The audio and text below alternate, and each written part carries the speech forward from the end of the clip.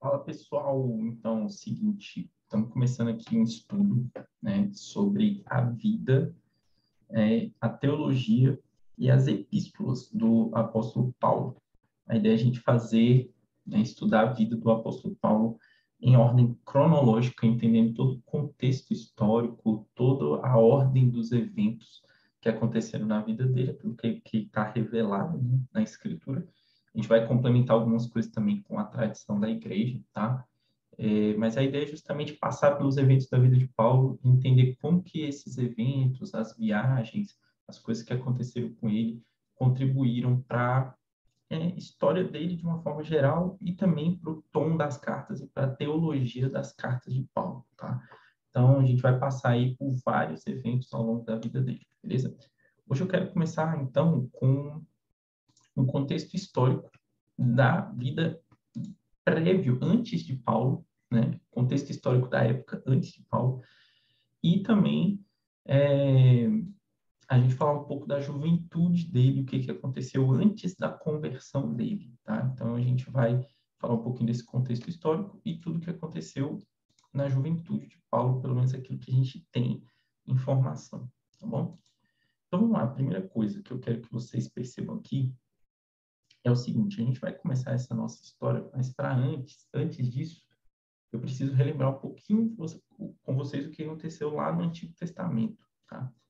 A gente termina a escritura do Antigo Testamento provavelmente com o livro de Neemias, quando os judeus eles estavam retornando do cativeiro babilônico, tá? De volta para Jerusalém. Então a gente sabe que os persas, tá, tinham dominado os judeus e tinham levado muitos dos habitantes da Judéia como cativos para a Babilônia. Então, aqui está um mapinha, ó. A Judéia fica mais ou menos nessa região aqui, tá? E a Babilônia nessa região. Então, muitos judeus tinham sido levados daqui para a Babilônia como cativos, tá? E toda a região da Judéia ficou sob o domínio persa, sob o domínio babilônico, depois persa, tá? O Império Persa era um império muito, muito grande. Nessa época, era o maior império da humanidade. Então, no seu ápice, o Império Persa dominava toda essa região, ó, do Egito, tá?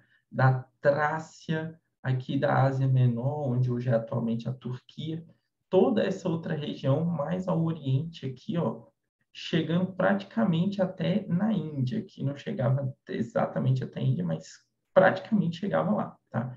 Então, uma extensão territorial muito grande, um poderio muito grande. O que acontece? Depois de 70 anos de cativeiro babilônico, né, em cumprimento às profecias, o rei Dario resolve deixar os judeus voltarem para Jerusalém, voltarem para a Judeia. No entanto, não são todos os judeus que retornam, tá, para Jerusalém, que retornam para a Judeia. Alguns judeus retornam e eles começam um processo de reconstrução do templo. Tá? Então, eu coloquei aqui, ó, os persas permitem que os judeus voltem e reconstruam o templo em Jerusalém e adorem a Deus ali. No entanto, muitos judeus permanecem, né, na Babilônia e outros acabam avançando para outras regiões do Império Persa, tá? Isso vai ser importante para a gente depois. Beleza, depois desse retorno para a reconstrução do templo, a gente tem a narrativa disso no livro de Esdras, tá? E a reconstrução do muro de Jerusalém em Neemias, que provavelmente é o último livro do Antigo Testamento, tá? Depois a gente tem aqui, ó, durante cerca de 100 anos da conclusão do cânone do Antigo Testamento, ou seja, depois que terminou o último livro, Neemias, do Antigo Testamento, tá? A Judéia continuou a ser território persa sob o governo da Síria, com o sumo sacerdote exercendo certa autoridade civil. Então, o que acontece? Depois que eles retornam da Babilônia, tá? A Judéia, mesmo eles tendo uma prerrogativa de culto e liberdade religiosa, eles ainda estavam politicamente e economicamente sob o Império Persa. O Império Persa era dividido em várias províncias, e uma das províncias do Império era a Síria, que fica mais ou menos nessa região aqui, beleza? Onde eu estou apontando no mapa. Então, a província da Síria dominava também a região da Judéia. Então, tudo isso daqui acabava sendo a província da Síria. Então, o governo da província da Síria dominava sobre a Judéia. Tá? Muito bem. Os judeus tinham permissão para observar suas crenças religiosas sem nenhuma interferência governamental. Então, eles tinham prerrogativa e liberdade religiosa, mas não econômica nem política. Tá? Ótimo. Dando continuidade à nossa história, surge um novo personagem nessa história, ali por volta do ano 330, mais ou menos, que é o senhor Alexandre o Grande. Tá? Alexandre o Grande era oriundo, especificamente aqui, ó, das regiões da Grécia, tá? Principalmente desta região chamada de Macedônia. O pai dele, Filipe da Macedônia, tinha conquistado algum poderio militar e político entre os gregos. Lembrando que a Grécia não era um governo unificado, tá? Mas cada cidade tinha o seu próprio governo. Uma das mais famosas, Esparta, Atenas e tudo mais, né? Só que sob Alexandre o Grande, que começou a governar na Macedônia muito jovem, logo depois que seu pai morreu, eles foram avançando, né, essa conquista e esse poder militar, esse poder político sobre todas as regiões da Grécia.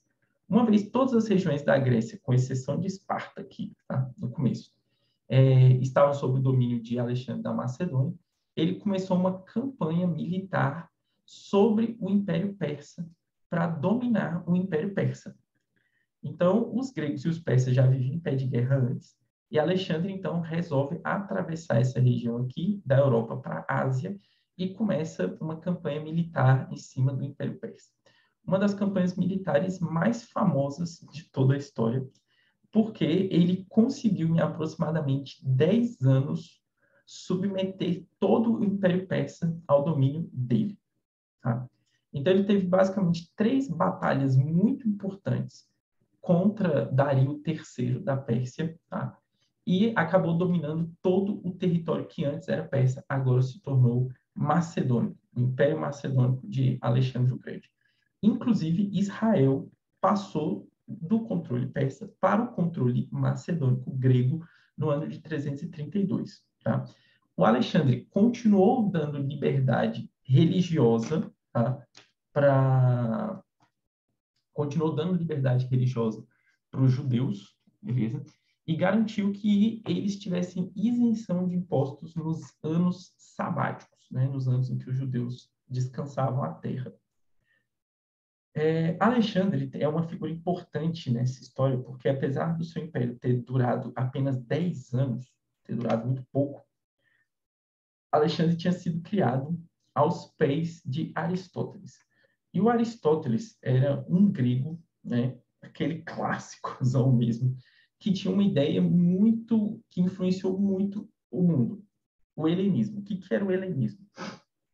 Os gregos, eles tinham a ideia de que a cultura deles, a filosofia deles, a língua deles, era, de uma certa forma, superior à dos demais povos. E a função deles, com essa superioridade cultural, filosófica e linguística, era levar tudo isso para os outros povos, fazendo com que eles adotassem também a cultura grega, tá? Com todos os seus aspectos, porque assim eles viveriam melhor. E, de fato, era uma cultura bem sofisticada, né? Muita filosofia, muito estudo, muita coisa envolvida, uma linguagem muito bem desenvolvida para o período também. Alexandre tinha essa ideia. Então, à medida que ele ia colonizando novas regiões, ele não tinha uma política de ficar combatendo ou de dominar somente pela força, mas ele tentava implementar o aspecto cultural grego, levar a linguagem, levar a filosofia para essas outras regiões. E ainda assim, ele ia fundando também cidades de cultura grega com o nome dele, e ele chamava essas cidades de Alexandria, tá? Muito bem, mesmo depois que o Alexandre morre, o helenismo como um aspecto cultural vai ser muito forte, tá? Então ele levou o idioma grego para todas essas regiões e fomentou o avanço da cultura grega em cima desses outros povos, tá? Então lembre-se desse aspecto aí que é muito importante. No entanto, o Alexandre morreu muito jovem, cerca de 10 anos depois de ter iniciado as suas conquistas militares. E o Império de Alexandre, como vocês podem ver nesse mapa, ele acabou sendo dividido, tá? Então, ele foi dividido entre os generais de Alexandre. Então, ele foi dividido em 4 partes principais, tá? A Macedônia, a Grécia em si, ficou com Cassandro, tá? Essa outra região aqui, ó, com Lisímacos, a região mais ao oriente mesmo, tá? Onde hoje a gente tem o continente asiático, ali, o Oriente Médio e tudo mais. Essa região, ela ficou principalmente com o imperador, com o general dele, Seleuco, e a região do Egito e da Judéia ficou com Ptolomeu. Então, essas aqui viraram 4 dinastias após a morte de Alexandre, que foram entregues aos generais dele. Então, o império foi dividido nessas 4 regiões, de acordo com 4 generais de Alexandre. Tá? Então, os Ptolomeus governaram a região da Judéia, que é o nosso interesse aqui, que a gente está falando da história de Israel, tá? Durante um bom tempo, olha lá, de 301 até 198 a.C. Então, os judeus, eles continuaram gozando de uma certa liberdade religiosa durante esse período. Então, os Ptolomeus não interferiram muito na liberdade religiosa dos judeus, tá? No entanto, os Ptolomeus e os Seleucidas, tá? Então, o pessoal aqui dessa região e dessa daqui, eles começaram a travar diversas batalhas para tentar controlar essa região aqui do Oriente Médio, da Síria, tá? E da Judéia. Em uma dessas batalhas, acabou que os Ptolomeus perderam o controle dessa região e essa região passou para o domínio Seleucida. Tá? Isso aconteceu no ano 198 a.C., quando Antíoco III derrotou Ptolomeu V, tá? E tomou o controle da Palestina. Então, tomou o controle dessa área aqui, então passou para o domínio Seleucida. Tá? Então, olha lá, a Judéia ficou sob esse domínio Seleucida até o ano de 143 a.C. A tolerância inicial dos Seleucidas com as práticas religiosas dos judeus chegou ao fim no reinado de Antíoco IV, entre os anos de 175 e 164. Então, até então, mesmo depois do cativeiro, depois do retorno do cativeiro babilônico, tá? Os judeus tinham liberdade religiosa. Quando o Alexandre domina sobre a região, liberdade religiosa.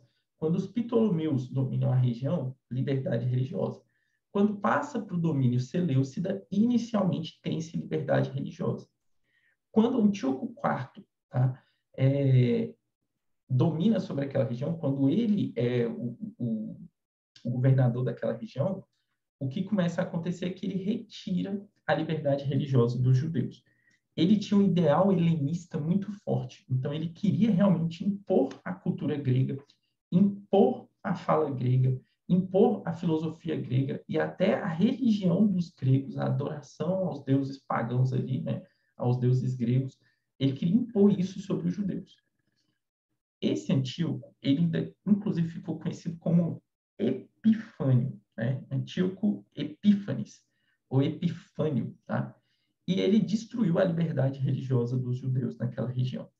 Ele ordenou a helenização da Palestina, proibiu os cultos, proibiu a observação da lei judaica do sábado, mandou rasgar, queimar e exterminar todas as cópias da Torá, tá? E não permitia que os judeus fizessem sacrifícios no templo, sacrifícios corretos. E ele próprio sacrificou um porco no altar do Senhor no templo em Jerusalém, tá? Então, vocês imaginam para o povo judeu o que isso representou, né? O impacto disso, essa profanação da religião judaica feita por Antíoco. Era óbvio que os judeus mais piedosos e que queriam seguir a lei não iam tolerar isso por muito tempo. Tá?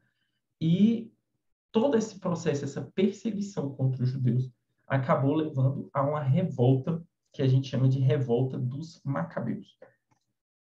Essa revolta dos Macabeus, ela tem esse nome porque um sacerdote chamado Matatias, tá? E seus cinco filhos foram quem lideraram essa revolta. Tá?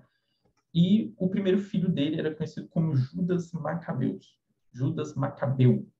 Então, por isso que depois a revolta deu esse nome de Revolta dos Macabeus. Foi um conflito, então, entre os judeus e os Seleucidas, que durou aproximadamente 24 anos. Tá?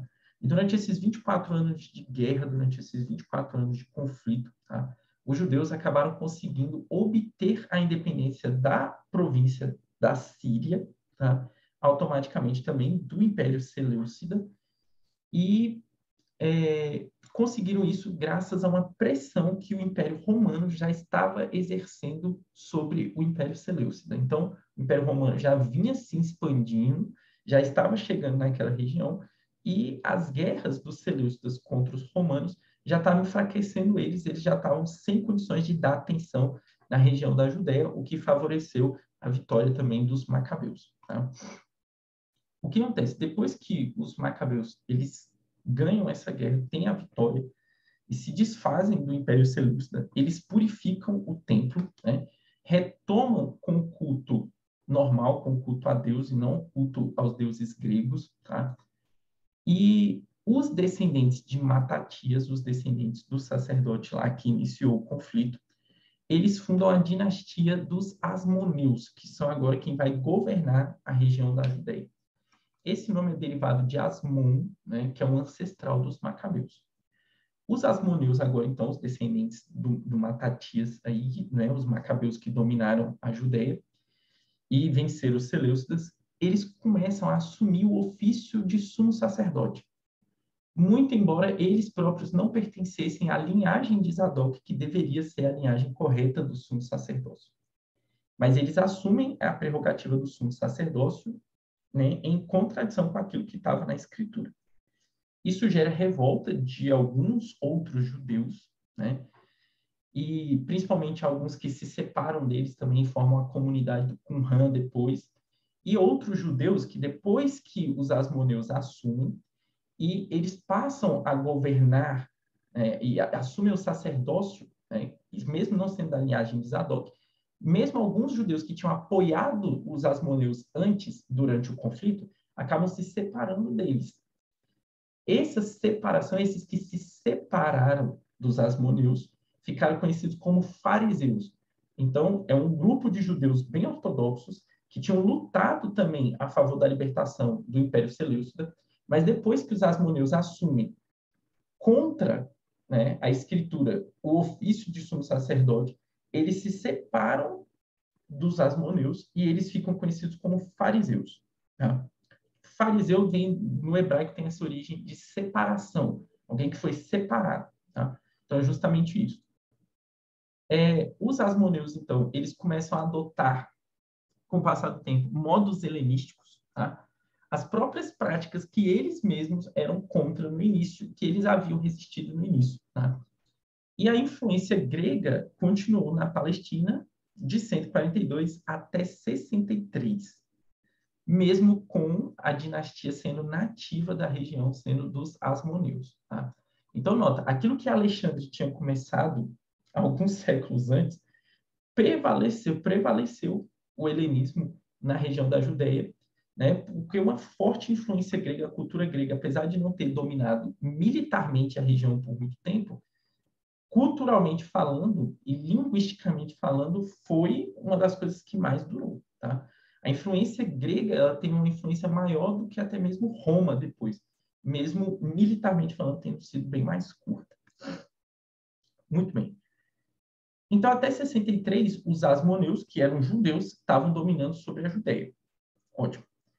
No entanto, o que acontece? A dinastia dos asmoneus ela terminou no ano 63, quando Pompeu, o general romano, tá, interveio em um conflito entre dois proponentes ao ofício de sumo sacerdote. Então, a gente tem aqui a região da Judéia, ó, a Judéia está bem aqui, pequituchinha, tá? E dois asmoneus estavam conflitando para ver quem seria o sumo sacerdote, Aristóbulo II e Hircano II.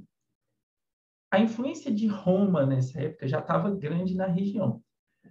Com esse conflito entre eles, Pompeu, o general romano, acabou interveio e falou, não, agora aqui quem vai dominar é nós. Então, o domínio saiu dos asmoneus para o domínio romano no ano de 63. Tá?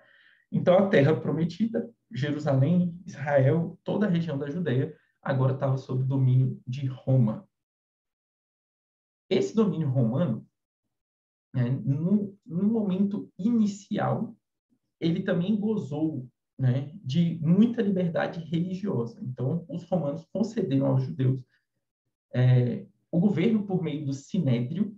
Então, eles tinham direito às suas próprias leis. Tá? O sinédrio tinha uma prerrogativa de julgamento civil, e o sinédrio era feito de judeus. Tá? O sumo sacerdote era sempre membro do sinédrio também.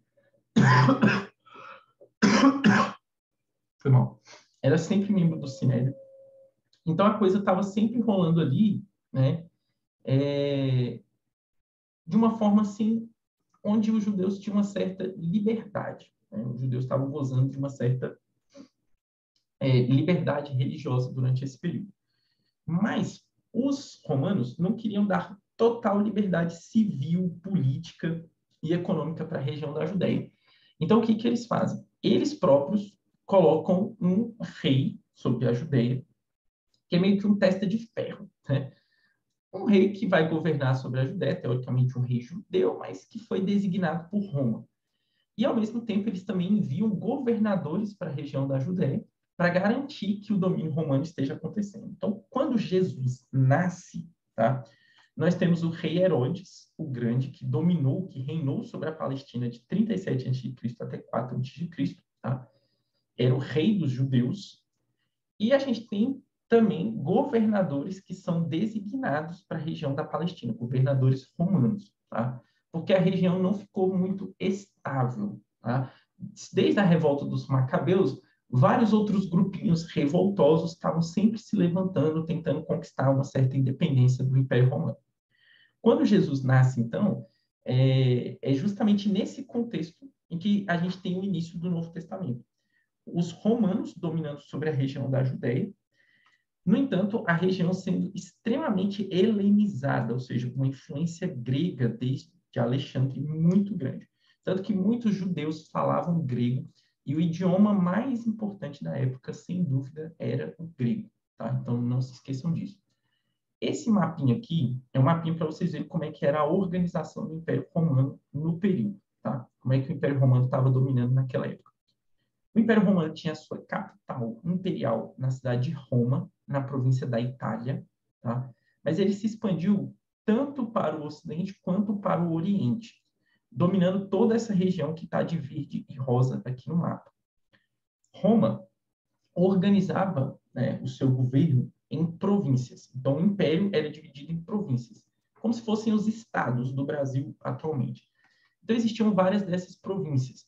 Algumas muito famosas que você vai ver sempre nas páginas aí do Novo Testamento são as províncias da Judeia, as províncias da Síria, província da Cilícia, província da Galácia, província da Ásia, a província da Macedônia, a província da Acaia, tá? Então, essas são províncias romanas. Cada província era como se fosse um estado, ela tinha um governador provincial. E cada província tinha várias cidades dentro dessa província.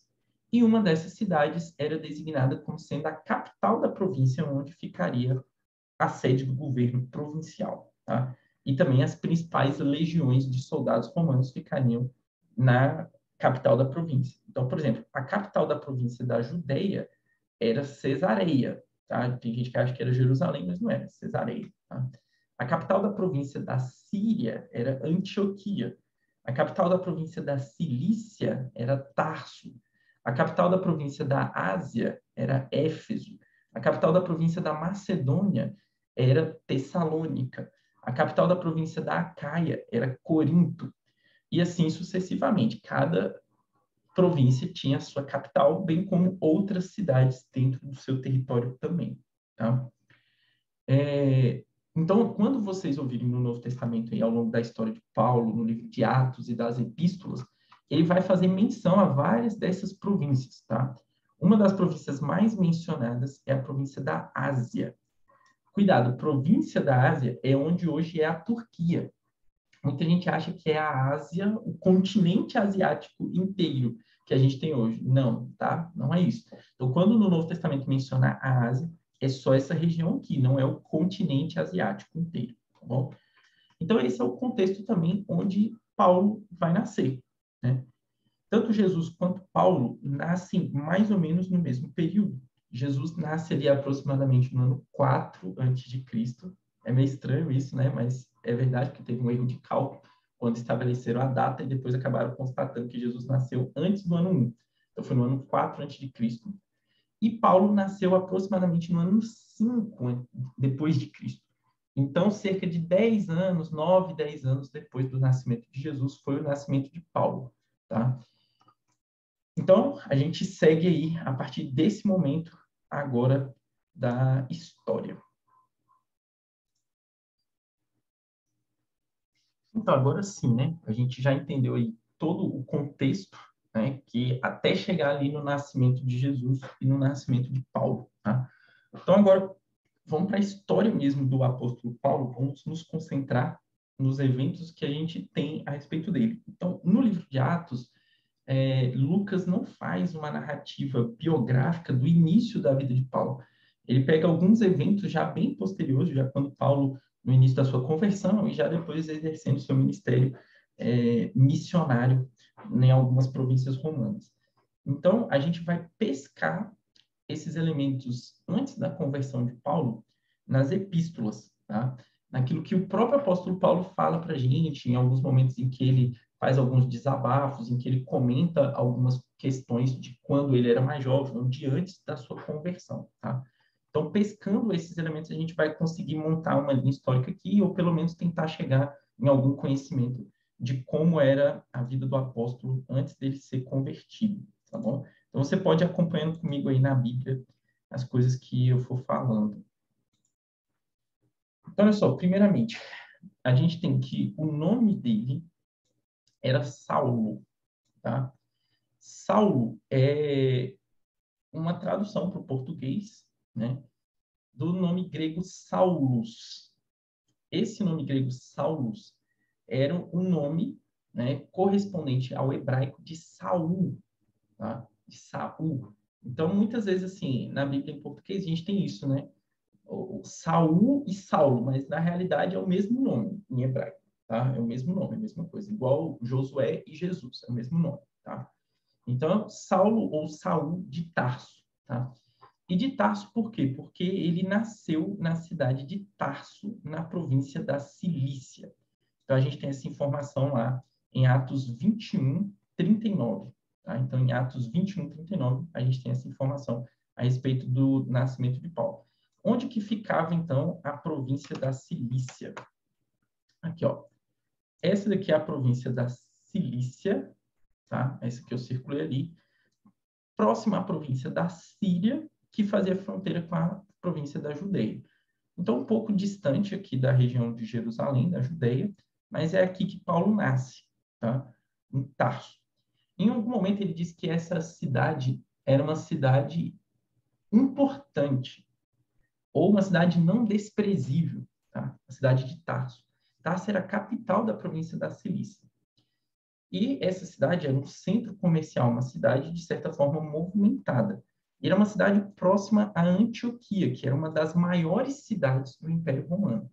A cidade de Antioquia da Síria, ela só perdia em tamanho e população para a própria Roma, tá? E para a cidade de Alexandria, no Egito, na província do Egito, porque eram cidades realmente muito grandes.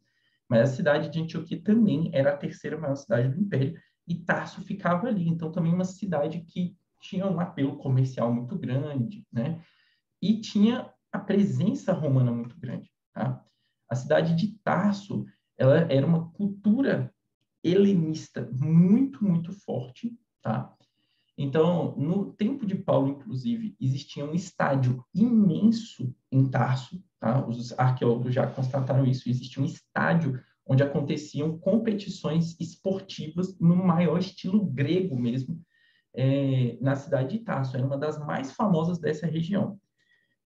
Alguns arqueólogos acham até que as competições que ocorriam em Tarso, as competições esportivas que ocorriam em Tarso, elas só não eram maiores do que as próprias Olimpíadas que aconteciam na região da Acaia, em Corinto e Atenas.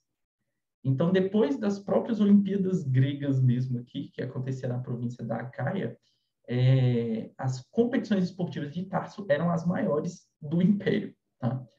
Não é à toa que Paulo ele faz muitas alusões a competições esportivas nas cartas, né? Toda vez que ele fala quanto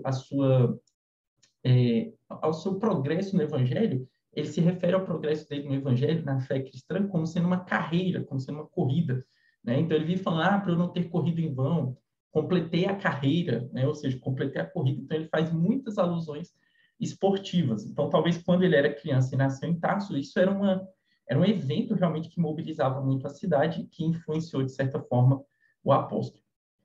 Ele continua em Filipenses 3, ele faz uma espécie de biografia resumida a respeito dele próprio. E ele diz que ele fala que ele era judeu da tribo de Benjamim. Tá? Ele fala, então, que ele era judeu da tribo de Benjamim. O que acontece, né? Judeu da tribo de Benjamim pode soar meio estranho, né? Porque a gente tem judeu quem é da tribo de Judá. Benjamita quem é da tribo de Benjamim.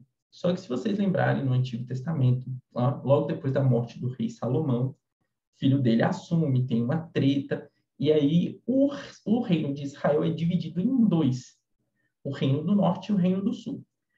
O reino do norte ficam 10 tribos, e o reino do sul ficam 2 tribos. As 2 tribos que ficam no reino do sul são as tribos de Judá e Benjamim. E, com o passar do tempo, essa região começa a ser chamada de Judeia. E a religião começa a ser chamada de região judaica, né? Com o passar do tempo, depois da separação dos reinos. Então, Paulo está dizendo, beleza, eu sou da tribo de Benjamim, mas, de uma certa forma, eu sou judeu, porque do Reino do Sul. Ele provém daquela região do Reino do Sul, da Judéia, de onde ficavam as 2 tribos juntas. E é óbvio que Judá, a tribo de Judá tinha um número maior de pessoas, era uma tribo maior, que acabou ganhando proeminência no Reino do Sul, tá? Então, por isso que ele fala, sou judeu da tribo de Benjamim. Então, ele nasceu e foi criado num lar essencialmente judeu. Ele fala isso, tá? E depois ele ainda complementa essa informação aqui em Filipenses também, falando assim, hebreu de hebreus. Ele fala essa frase, hebreu de hebreus. O que significa isso? Hebreu de hebreus. Né? Nota o seguinte, os israelitas eram designados como hebreus antes da separação dos reinos, né? Antes da separação dos reinos do sul e dos reinos do norte. Quando ocorre a separação, o reino do sul agora eles são chamados de judeus. E Paulo já se identificou como um judeu da tribo de Benjamim. Mas então por que ele fala que ele é hebreu de hebreus? Na verdade, o que ele está dizendo é o seguinte, na época de Paulo, essa designação de hebreus era uma designação para alguns tipos de judeus. Então, existiam judeus chamados judeus hebreus. Isso o que são os judeus hebreus? É o seguinte, depois da dispersão por conta do Império Babilônico, do cativeiro da Babilônia, muitos judeus se espalharam pelo Império Persa. E esse espalhamento continuou sob o Império Macedônico e sob o Império Romano. Ao ponto que a gente tem conhecimento histórico de sinagogas judaicas sendo formadas até mesmo em regiões ocidentais do Império, né? Até mesmo aqui na região da Espanha, da Itália, já tinham judeus aqui. Então, olha, os caras se espalharam bastante, desde aqui até vários pontos do Império Romano. Alguns desses judeus, eles congregavam em sinagogas onde a escritura do Antigo Testamento era lida em hebraico. Ou seja, eles cultuavam a Deus em hebraico. No entanto, outros judeus haviam perdido o idioma hebraico. Eles eram judeus étnicos, praticantes da religião judaica, mas eles haviam perdido o idioma hebraico. E eles falavam grego. E eles liam a escritura na sinagoga, no culto, em grego. Então, isso criou uma diferença entre esses judeus. Os judeus que cultuavam em hebraico eram chamados de judeus hebreus, e os judeus que cultuavam em grego eram chamados de judeus helenistas. Cultuava em hebraico, judeu hebreu. Cultuava em grego, judeu helenista. Tá? Os judeus que cultuavam em grego e que liam a escritura em grego eram a maioria. Eram a maioria. E eles liam a versão da Escritura chamada de Septuaginta. A Septuaginta é a versão da Escritura do Antigo Testamento em grego, tá? Traduzida para o grego. Reza a lenda que essa versão a Septuaginta, ela foi formada, ela foi feita a partir da ordem de Ptolomeu em Alexandria, onde ele reuniu aproximadamente ali 70 escribas que traduziram o Antigo Testamento do hebraico para o grego em aproximadamente 70 dias. Então, por isso que ela ficou conhecida aí como Septuaginta, tá? E essa é disparadamente a versão do Antigo Testamento mais utilizada no período do Novo Testamento. Então, no período de Jesus e de Paulo, a maior parte das pessoas que estavam tendo contato com o Antigo Testamento, o contato era com a Septuaginta, que é a versão grega do Antigo Testamento, tá? Quando Paulo fala que ele era hebreu de hebreus, ele está dizendo para a gente que ele cultuava numa sinagoga onde se falava hebraico. Então, ele cultuava em hebraico, tá?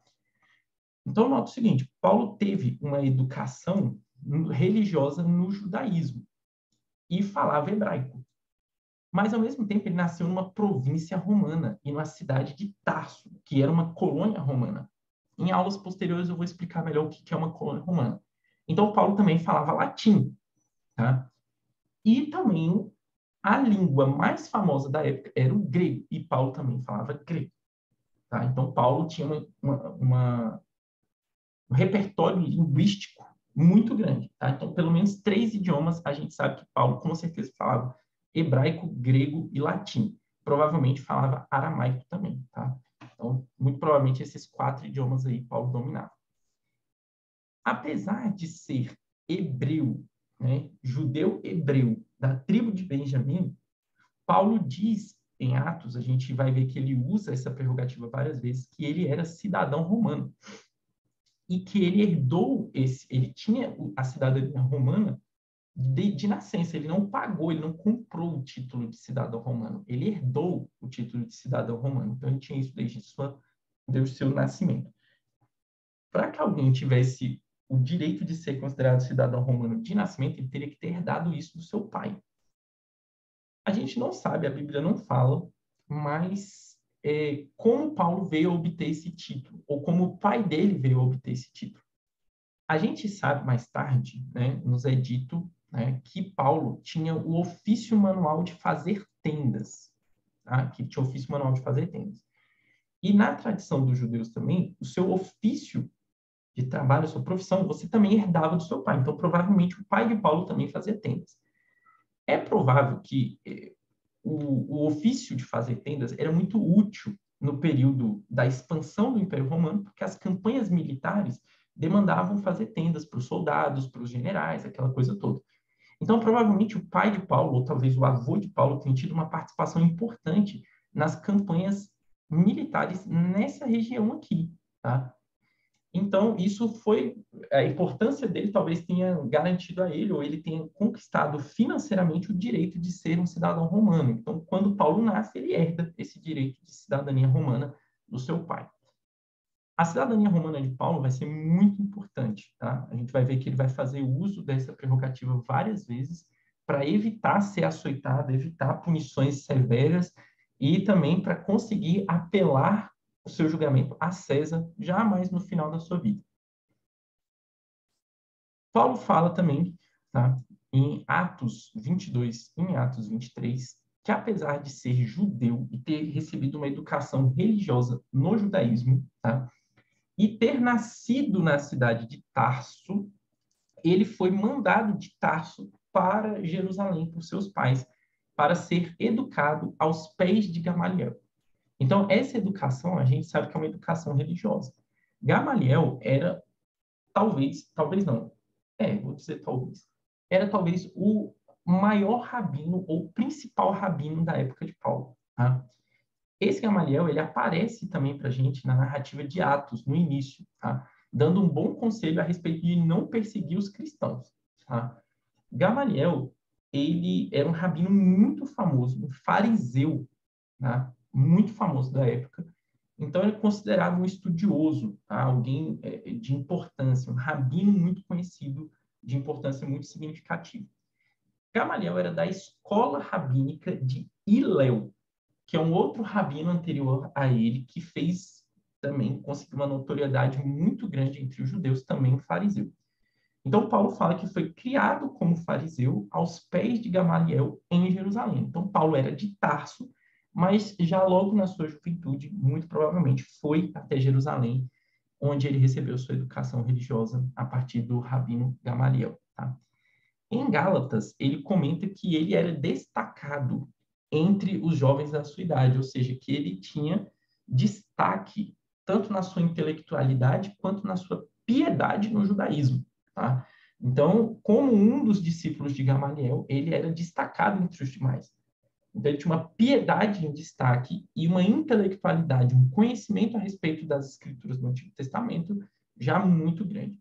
É bem provável que Paulo já tinha boa parte da escritura do Antigo Testamento decorada ainda na adolescência. Isso era muito comum entre os discípulos de fariseus, como Paulo, que haviam sido separados para aprender teologia, aprender a escritura do Antigo Testamento. Então, por volta ali dos 13, 14 anos, eles já tinham a escritura, a Torá, praticamente toda decorada, tá? Então, sabia tudo de cabeça mesmo. Além de ter recebido uma educação religiosa muito forte em Jerusalém, a gente sabe que também Paulo era dotado, versado em literatura e filosofia pagã. Então, ele sabia filosofia grega, tá? E conhecia literatura grega. E não é à toa também Paulo dominava o grego. Há teses de que os discípulos de Gamaliel eles eram incentivados também a estudarem a filosofia e a literatura grega, tá? E a gente vai ver que isso é importante em alguns momentos da vida de Paulo como ponte de contato do seu ministério entre os gentios, principalmente na província da Acaia, em Corinto e em Atenas. O conhecimento que ele tinha sobre a filosofia pagã e a literatura pagã vai servir como um ponto de contato inicial para ele levar o evangelho, tá? Então, vocês vão ver isso depois em Atos 17. Eu já comentei que ele tinha um ofício manual de fazer tendas, tá? Isso é importante porque ajuda Paulo durante seu ministério quando ele não recebe a ajuda das igrejas ou quando ele próprio não quer ser pesado às igrejas, ele trabalha com as suas próprias mãos fazendo tendas para obter o seu próprio sustento. É um caso muito clássico, isso acontece quando Paulo vai para a província da Acaia e ele diz aos coríntios que ele não quis ser pesado à igreja, então ele próprio trabalhava com as próprias mãos para não ter que obter o sustento da igreja, tá? Então esse é um caso bem famoso aí, vocês sabem, então provavelmente Paulo trabalhava fazendo tendas nesse período em que ele não queria ser pesado às igrejas. Então Paulo, como foi treinado por Gamaliel, ele se tornou um fariseu, né? Lembra que eu comentei? O Partido dos Fariseus, esse grupo de judeus, ele começou quando os asmoneus assumiram, depois da revolta dos macabeus, e eles assumiram o ofício de sumo sacerdote, mesmo não sendo da linhagem de Zadok. Então, muitos judeus protestaram contra isso, e os fariseus entre eles, tá? Então, eles surgiram como um grupo que buscava uma piedade, uma ortodoxia no judaísmo, melhor do que estava sendo praticada pelos asmoneus, que depois da revolta dos macabeus. Então, em tese, um grupo, né, com um fervor religioso maior, uma ortodoxia maior. No entanto, até mesmo os fariseus, eles começaram a perverter o judaísmo, dando maior ênfase à tradição dos anciãos a respeito da interpretação da lei, do que a própria lei em si. Então, na época de Jesus, por exemplo, quando Jesus estava no seu ministério terreno, os fariseus eles davam maior ênfase à tradição dos anciãos a respeito da interpretação da lei do que da própria lei. E acrescentavam coisas à lei que o próprio Deus não tinha colocado, né? Então, Jesus fala que eles colocavam um jugo em cima das outras pessoas que nem eles próprios eram capazes de carregar. Ou seja, a acusação maior contra eles é que eles estavam tentando ser mais santos do que Deus. E ao tentar fazer isso, eles não praticavam o que a lei de Deus realmente ordenava e ficavam ocupados ali com os seus próprios devaneios, suas próprias interpretações a respeito dessa lei, tá? Então, eles eram extremamente legalistas nesse período. E Paulo acabou sendo ensinado por esses fariseus nessa cultura da tradição dos anciãos, tá? E tendo um zelo muito forte pela lei, né? Um zelo muito forte pela tradição. o próprio Paulo, muito provavelmente, a despeito de ser muito jovem, talvez conseguiu uma vaga no Sinédrio, tá? Isso a gente pode deduzir a partir de Atos 26:10, porque lá em Atos 26:10 fala que ele dava o voto dele para matar os cristãos. Ele próprio dava o voto dele para matar os cristãos. E só quem tinha voto no Sinédrio eram os membros do Sinédrio. Então, se Paulo está dizendo que ele dava o voto, então provavelmente ele era membro do Sinédrio, tá? Não tem como ter certeza absoluta, mas possivelmente sim. Apesar de ser jovem, então ele já era membro do Sinédrio, podia dar voto contra os cristãos. O Sinédrio era uma espécie de organização civil de Israel. Mas a maior parte das pessoas que compunham o Sinédrio eram religiosos, escribas, fariseus, saduceus e o sumo sacerdote. Tá? Então, eles determinavam algumas questões civis de Israel e podiam até condenar uma pessoa à morte em casos de blasfêmia contra o templo. Nota que o Sinédrio, apesar de ser uma espécie de governo civil de Israel, como a província da Judéia está sujeita a Roma, as decisões finais, ou até mesmo muitas decisões importantes, só podem ser tomadas por governadores romanos e não pelo Sinédrio. Tanto que, no caso de Jesus, por exemplo, o Sinédrio tentou acusá-lo de blasfêmia contra o templo e não conseguiu. Por não ter condições de condenar Jesus à morte, né, por outras coisas, eles levaram Jesus para ser julgado por Pôncio Pilatos, que era o governador romano. E lá Jesus foi condenado, né, por sedição contra César. E aí ele foi condenado pelo governador romano à crucificação. Se ele tivesse sido condenado pelos judeus, a condenação seria apedrejamento e não crucificação, porque o apedrejamento era a pena capital judaica e a crucificação era a pena capital romana, tá? Então é isso. O Sinédrio então tinha um efeito, tinha uma prerrogativa civil muito importante na nação de Israel. Muito provavelmente a gente sabe também que Paulo não foi casado, tá? Porque ele fala isso a respeito disso em 1 Coríntios 7, tá? Ele fala que ele dá a entender que ele não é casado, né? Mas provavelmente ele nunca foi.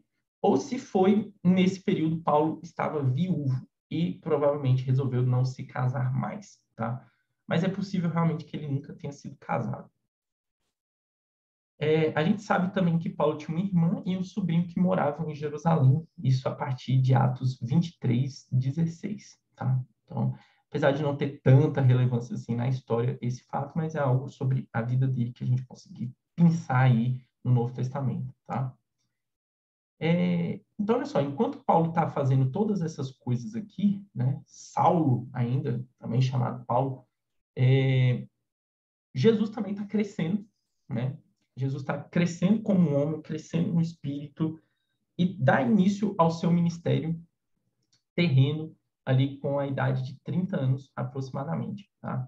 Então, provavelmente Paulo estava na Cilícia enquanto isso aconteceu, porque o próprio apóstolo Paulo não menciona o ter conhecido a Cristo ou ter sabido do seu ministério terreno enquanto Jesus estava em seu ministério terreno, tá? Então, provavelmente, Paulo só fica sabendo disso depois. Antes ainda de Paulo se converter, e logo depois da morte de Jesus, é possível que Paulo tenha ido a Jerusalém e tomado conta dos eventos que tinham acontecido, né? Do Messias na cabeça dele, suposto Messias crucificado, e todo o alvoroço que o ministério de Jesus criou na região da Judéia, tá? Então, provavelmente, Paulo toma nota, toma conhecimento disso, e ele começa a perseguir, né, os cristãos. Então, ele próprio, como membro do Sinédrio, tá, ele começa um processo de perseguição contra os cristãos, tá? Porque os cristãos estavam afirmando a ressurreição de Jesus, estavam mobilizando multidões, né? Lembra lá em Atos 2, né? Cerca de 3.000 pessoas são batizadas em um único dia. Então, a pregação de Pedro, de João, de Tiago está bombando, o cristianismo está crescendo na região da Judeia, e Paulo começa a odiar os cristãos e começa a perseguir a igreja de Cristo, tá? Ele próprio fala a respeito da sua perseguição que ele mesmo promovia em 1 Timóteo, em Gálatas e em vários trechos de Atos. E nota que Paulo não apenas perseguia a igreja, tá? No sentido de prender cristãos, mas ele também provavelmente matava cristãos, ou se não matava ele diretamente, mas consentia na morte dos cristãos. Tá? No livro de Atos diz que Paulo foi até Damasco respirando ameaças e mortes, e que ele exterminava cristãos. Então, ele próprio matava ou ele próprio mandava matar esses cristãos em Jerusalém. Tá? Então, ele mesmo fala isso em Atos também, que ele não só matava, não só perseguia, não só prendia, mas ele obrigava os cristãos a blasfemarem contra Cristo. Tá? E ele estava presente no caso de Estevão e consentiu com a morte de Estevão. Tá? Inclusive, no livro de Atos fala que ele segurou a capa do pessoal que estava apedrejando Estevão. Não, mas aqui, segura aqui, vai lá, mete pedra neles. Ele estava ali segurando a capa das pessoas que estavam apedrejando Estevão. Né? A gente sabe que o incidente de Estevão é um incidente muito importante no livro de Atos, porque foi a partir daí que a perseguição contra os cristãos ela começa a ser intensificada. Né? Já existia uma certa perseguição antes, mas a partir do incidente de Estevão, a perseguição começou a ficar bem forte e vários cristãos saíram da região da Judéia e foram para as regiões adjacentes da Judéia, principalmente para a Síria, tá? Para o Egito, fugindo dessa perseguição.